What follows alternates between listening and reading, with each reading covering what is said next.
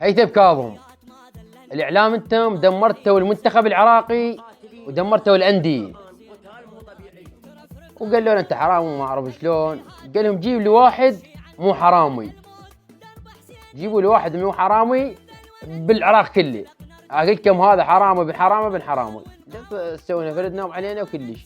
والأندية دمرتها بالكرة العراقية من الطول للطول. مع العلم هو كان اللقاء خاص يعني بيناتهم بعدها ما منشور، والصحيح هسه الإعلام ثبت هو يدمر الكرة العراقية. يا ليش نشرتوه؟ هو بينه وبين صاحبه سوى الفيديو، هو الإعلامي. ليش نشرتوه؟ نشر البيجات والمحليين والقنوات إنه يتجاوز على الإعلام.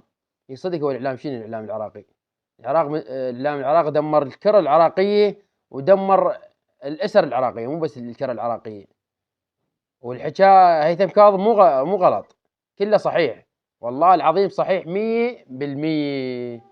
وانتم شنو رأيكم بحكي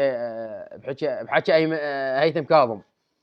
مع العلم عفونا من لعبه وتدريبه وتمريني، انا جاي احكي على لقاءه شخصيا، ما احكي عليه مثلا منا